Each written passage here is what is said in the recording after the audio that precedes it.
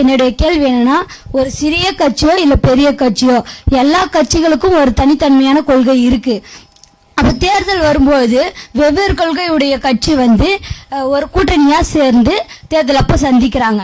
ஆனா இந்த கொள்கை மக்களிடையே கொண்டு போய் சேர்க்க முடியலையா, இல்ல அதுல சிரமம் இருக்கிறதால நீங்க கூட்டணியா சேர்ந்து ஜெயிக்கிறீங்களா, இல்ல மக்கள் இந்த கொள்கையை ஏற்றுக்கொள்ளவில்லையா, எதனால இந்த கூட்டணி ஒன்னா இணைக்கிறீங்க? இதெல்லாம் மிக அற்புதமான ஒரு கேள்வி.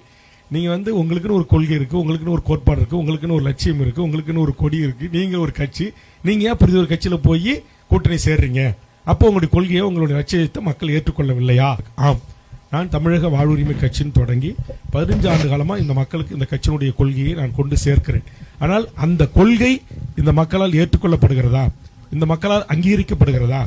அப்படி அங்கீகரிக்கப்பட்டு அதற்குரிய வாய்ப்பை எனக்கு இந்த மக்கள் தருகிறாரா என்று சொன்னால் அந்த இடத்துக்கு என்னால் போகவே முடியல. ஆக எங்களுக்கான ஊடக வலிமை இல்லை, எங்களுக்கான பத்திரிகை இல்லை, எங்களுக்கான தொலைக்காட்சி இல்லை. ஆக இப்படிப்பட்ட சூழலில் ஒரு நல்ல கொள்கை இருக்கிறது, நல்ல லட்சியம் இருக்கிறது, நல்ல கருத்து இருக்கிறது. ஆக இந்த நல்ல கருத்துக்களை, நல்ல கொள்கைகளை, நல்ல லட்சியங்களை கொண்டு போய் பல கோடி மக்களிடத்தில் சேர்க்க வேண்டும் என்று சொன்னால் பல கோடி மக்கள் அறிந்த ஒரு கட்சியுடன் சேர்ந்து நாங்கள் ஒரு வளர்கின்ற ஒரு சின்ன ஒரு அரசியல் பேர் இயக்கம் வளர்ந்த பெரிய கட்சிகளுடன் சேர்ந்து அந்த மேடையை பயன்படுத்தி அவர்கள் இருக்கின்ற அந்த சட்டமன்றத்தை பயன்படுத்தி நாங்கள் சமரசமற்று அந்த மக்களுக்கானவர்களாக நாங்கள் நிற்கிறோமா? இதுதான் கேள்வி.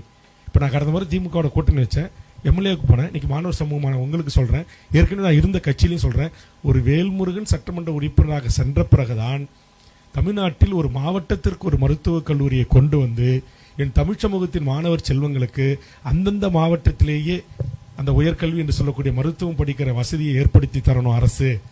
என்னுடைய தாய்மார்களுக்கும் என்னுடைய உழைக்கும் பாட்டாளி வர்க்கத்திற்கும் தொழிலாளர்களுக்கும் அந்தந்த மாவட்டத்திலே மருத்துவக் கல்லூரி மருத்துவமனைகளில் மருத்துவம் செய்வதற்கான வாய்ப்பை உருவாக்கி தருவதற்கு ஒரு கொள்கை முடிவை எடுக்க வேண்டும் என்று தமிழக சட்டமன்றத்தில் தொடர்ந்து போராடி வாதாடி அன்றைக்கு நான் இருந்த பாட்டாளி மக்கள் கட்சி சென்ட்ரல் கவர்மெண்டில் அந்த மாநிலங்களுக்கான மருத்துவக் கல்லூரியை தருகின்ற அனுமதி கொடுக்கிற இடத்தில் இருந்த காரணத்தினால் இன்றைக்கு இந்தியாவிலேயே 38 மெடிக்கல் காலேஜ், 36 மாவட்டங்களில் 38 மெடிக்கல் காலேஜ் ஒரு அரசே கொள்கை முடிவா எடுத்து தெற்காசியாவிலேயே ஒரு நாட்டுக்கு இணையான ஒரு மருத்துவ வசதி கட்டமைப்பு கொண்ட ஒரு மாநிலமாக தமிழகம் திகழ்கிறது என்று சொன்னால் அதற்காக இதற்கான பூர்வாங்க பணிகளை சட்ட ரீதியாக சட்டமன்றத்தில் கவன ஈர்ப்பு ஒத்திவைப்பு நேரமில்லா நேரத்தில் வாதாடி போராடி இந்த வேல்முருகனுடைய முன் முயற்சி இதில் இருக்கிறது என்பது இன்றைக்கு இதை பயன்படுத்தி இன்னைக்கு தமிழ்நாடு முழுவதும் உலகம் முழுவதும் மருத்துவர்களாக இருக்கிற என் மாணவர் செல்வங்களுக்கு எத்தனை பேருக்கு தெரியும்?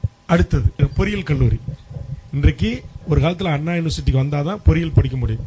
அந்த நிலையை மாற்றுறதுக்கு மாவட்டத்துக்கு ஒரு மெடிக்கல் காலேஜ் மாதிரி மாவட்டத்திற்கு ஒரு அண்ணா பல்கலைக்கழகத்தை உருவாக்கி ஏழை எளிய கிராமப்புற மாணவர் செல்வங்களுக்கு அரசே பிஇ படிப்பதற்கான வாய்ப்பை உருவாக்கி தர வேண்டும் என்று கோரிக்கை வைத்து அதையும் சட்டமன்றத்தில் சட்டமாக்கி கொள்கை முடிவாக எடுத்து முதல் இன்ஜினியரிங் கல்லூரியை கிண்டி அண்ணா யூனிவர்சிட்டியிலிருந்து பிரித்து கொண்டு போய் பண்ருட்டியில உருவாக்கி ஆயிரக்கணக்கான கிராமப்புற ஏழை எளிய செம்மன் கிராமத்தில் பிறந்த முந்திரிக்காட்டு விவசாயிகளுடைய பிள்ளைகளையும் பொறியாளராக ஆக்க முடியும் என்று காட்டியவன் வேல்முருகன் என்பது எத்தனை பேருக்கு தெரியும்? தெரியாது.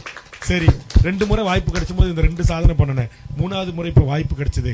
இப்ப கலை அறிவியல் கல்லூரிக்கு ஒரு பெரிய டிமாண்ட் உருவாகி கொண்டிருக்கிறது. அதனால் மாண்புமிகு தமிழ்நாடு முதலமைச்சர் முத்துவேல் கருணாநிதி ஸ்டாலின் ஆகிய நீங்கள் உங்கள் தந்தை போல் ஒரு கொள்கை முடிவு எடுங்கள், ஒரு தொகுதிக்கு ஒரு கலை அறிவியல் கல்லூரியை நீங்கள் நடைமுறைப்படுத்துங்கள் என்று வேண்டுகோள் வைத்து இந்த 5 ஆண்டு காலத்தில் மட்டும் 70 கலை கல்லூரிகளை கொண்டு வந்திருக்கிறது இந்த அரசு. அதிலும் குறிப்பாக என்னுடைய தொகுதியில் பண்ருட்டியில் கடந்த ஆண்டு இந்த திட்டத்தின் கீழ் ஒரு கலை அறிவியல் கல்லூரியை நான் கொண்டு வந்திருக்கிறேன். இன்னைக்கு 3800 அப்ளிகேஷன் வந்துச்சு. இன்னைக்கு கிட்டத்தட்ட 1500 மாணவர் செல்வங்கள், கிராமப்புற ஒடுக்கப்பட்ட தாழ்த்தப்பட்ட சிறுபான்மை பிள்ளை செல்வங்கள், வஞ்சிக்கப்பட்ட ஏழை கூலி தொழிலுடைய மகள்கள் கட்டணம் இல்லாமல் அரசு கல்லூரியில் கலை அறிவியல் கல்லூரியை படிப்பதற்கான வாய்ப்பை உருவாக்கி தந்தவன். ஆக இது போன்ற அரசியல் கட்சிகள் பல்வேறு கருத்துக்கள், சித்தாந்தங்கள், சிந்தனைகள், மாற்று அரசியல் எண்ணம் கொண்ட அரசியல் கட்சிகளை கொண்ட ஒரு கூட்டரசாவது இந்த மண்ணில் உருவாவனாதான் இங்க ஒரு நல்ல மண்ணுக்கான மக்களுக்கான ஒரு நல்ல அரசியல், நல்ல தலைவர்கள், நல்ல அரசாங்கம் அமையும். அதனால எங்களுக்கு நாங்கள் கேட்கிறோம், தனியாக எங்களுக்கு ஒரு வாய்ப்பு கொடுங்க அப்படின்றோம்.